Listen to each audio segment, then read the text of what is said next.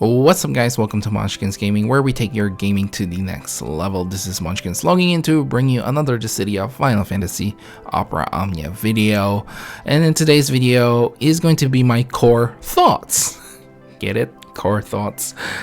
Anyway, so Core is the latest global first character that we've gotten in the global version of the game of Dffoo. So yeah, my thoughts.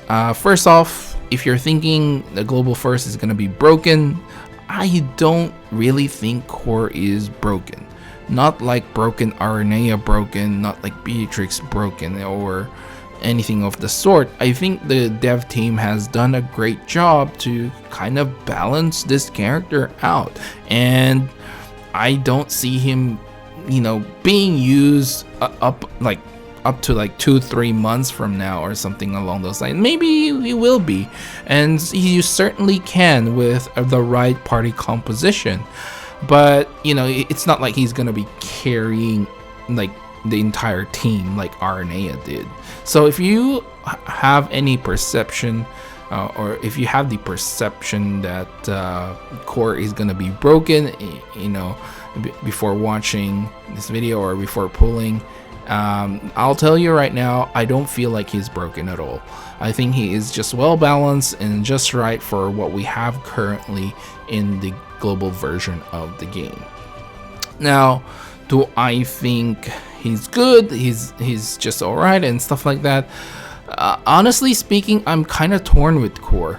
One part of me feels like, I don't feel the hype anymore after being announced, and the second part of me feels like, well, because he does this thing, and yeah. So anyway, I need to explain to you guys what I mean by that. So personal damage during his turn, and I want to emphasize that during his turn, it is not a lot. He's not doing a lot of numbers. And part of my own perception watching that, I feel underwhelmed with the numbers that he's dealing. Apart from like his what is it called, Reaper's Gale, which does the rainbow damage. It's the first time we're seeing it in global. You'll be seeing it, a lot of it, when Setzer comes around. So apart from that and his LD, obviously everything else feels very underwhelming. The EX damage is underwhelming. It's just not doing a ton of damage. That's just it. He's not doing a ton of damage, and I do believe the EX is like single target. I could be wrong on that. And it doesn't do a lot. So if you just see Core during his turn, then you're playing him wrong. And that's the thing. It's just one of those perception things, like I mentioned earlier. If you're just looking at Core during his turn, he is kind of underwhelming. But if you move past that and you are able to see that the additional attacks that he does, and he does a lot of additional attacks, let me tell you this, it sort of adds up. It adds up. Eventually he does pick up the pace with those additional attacks. And if you see what he can do for his linked up partner as well, like reducing like Brave and HP damage, and you cannot be broken as well, I think that makes up a lot for him. He's sort of like a pseudo tank in a way, kind of. I'm sort of like not really sure. And he does battery as well. He does battery for both his skill 1 and skill 2, I believe. So if you can just move past the initial numbers, you will find that there's a lot more to Core. Think of it like I guess Yang in a way. Like, Yang's EX isn't that great as well, but at least it has like splash damage, I believe. and you can see a good amount of numbers, kind of, but it's the off-turn damage that actually, you know, actually brings him to the forefront of like damage dealers, right? And there is some sort of quote-unquote bug. I'm not really sure what to call this, if this is what the dev team has intended.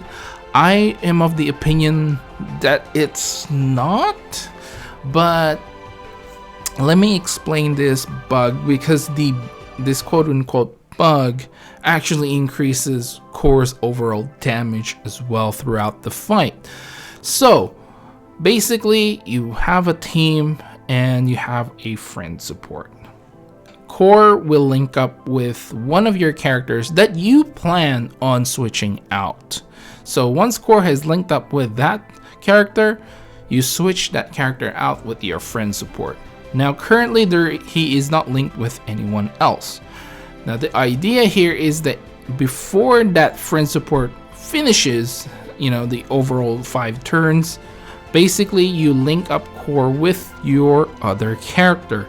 Now once that friend support comes back and your first character comes back in, Core is actually linked up with 2 other characters, and this way his additional attack is going to trigger for both the allies. So that means, I guess, I'm not really sure about the math, but I guess it's double the damage, right? So there's that. I'm not really sure if they're gonna fix it. They haven't really addressed it as far as I'm aware in any of the announcement. So, you know, it's another way to increase the overall damage. But again, you just don't see the actual personal damage during his turn. You just see a lot of it off turn. And I think that's what you have to get past in order to appreciate what Core does, right? It's the off-turn damage.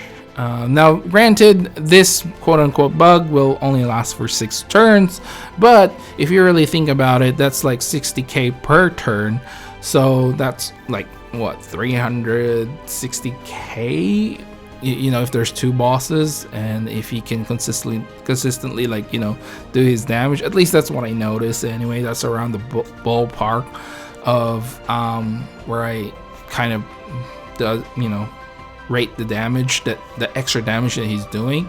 So it's not that bad, right? But it is 6 turns, and I do recommend using the linked up, the first one you linked up with a character that will do multiple turns, like, you know, maybe Terra or something like that. That way you can use it up all straight away, and then you can get back into actually using his abilities again. Because during that phase where you have 2 linked up characters, I don't recommend using his abilities, but because I do believe it resets everything. It might remove the buff, and well, you're stuck with HP attack plus during that stage, or using his LD and using his EX weapon or EX ability. So yeah, that's just my, you know, little tip for you guys. That someone noticed, I actually forgot, I read it somewhere and I tried it out and it actually worked. So I was like, oh well, this is great. So, but like I said, I'm not sure if it's intended by the devs. So like I was saying, if you can move past that perception, and I am a victim of this, when I see him using his abilities and I see the numbers that come up, and I maxed out my Core. His high guard armor is to the max. You know, I've invested character boards, everything. The only thing that I don't really have right now is a full-on perfect artifact passives. So in essence, my Core is nearly complete, and I've invested a lot in him, you know, with the high guard armor and everything. So yeah, I'm kind of a, like, that's why I feel like part of me, just when I look at it, it's just not worth it. But the second part of me who has the actual logic to say, yeah, but he actually does a lot of off-turn damage. You should always count that, right? So it's a fight in my head whether he's worth it or not. So I guess overall my opinion of him is, like I said at the start of this video, that you shouldn't expect him to be broken, and you shouldn't expect him to do a lot of damage on his own turn, because a lot of it is off turn, and if you can get past that, then yeah, Core is actually a pretty decent character. Not to mention, like I said, all his defensives buffs as well. You should really count those as well. So yeah, overall, would I use him moving forward? To me, it'll probably be somewhat yes or no, and let me explain why. Cloud of Darkness is coming, and she's gonna just destroy everything, in my opinion. And then Setzer is coming as well, which will make her more crazy strong. And you can argue you can insert Core in that team and just have call abilities that can heal you or prevent HP damage or something like that, because if you use those three in your main team, you don't have a healer, so chances are you probably have to use like a call ability for heals just in case. You can argue that that team would do some massive damage, right? Because off turn damage is the biggest thing, and you're right, I might use him as a third party there until Vaughn comes along. So Vaughn's rework just absolutely destroys everything as well. But like I said, it's not like he's gonna be bad. He's not gonna be bad. He's gonna be okay. He's decent. He's alright, and with the right party composition, he's gonna do well. And that's it. He's not to sound like, I'm not to say that he's bad, but he's not gonna be like other global firsts that will carry a team. And I think that's why a lot of people feel like, you know, he's not as good. And I just feel like we need to get past that. Not every global force is gonna be broken anymore. And I think when they demonstrated the announcement of the LD first, you know, global LD first, they kind of really made it so that characters that are getting global first aren't broken but usable, right? So I think that's a great thing, to keep the game a little bit balanced, because there's already broken characters coming. And we probably don't need another broken character. So yeah, that's just my thing. Like I said, I would use him maybe to a certain point, but I don't think it's gonna be the same as, you know, Aranea being like months and months, you know, being able to carry teams with her damage. So yeah, those are my thoughts regarding Core. Let me know your thoughts in the comments down below, and yeah, I'll end the video right here. Please leave a like and subscribe if you haven't already. It does help the channel, guys, and I would really appreciate it as well if you do.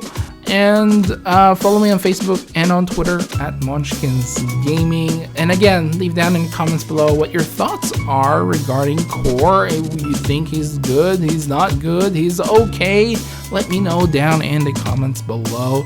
And yeah, I didn't do a lot of wall of text. I figured a lot of the abilities and stuff, you know, other people have already gone through that. So just want to give you guys my thoughts about the character. Anyway, that is it. This is Munchkins logging off. Thank you very much for watching.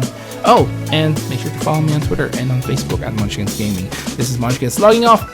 Thank you very much for watching, and I will see you guys in the next level.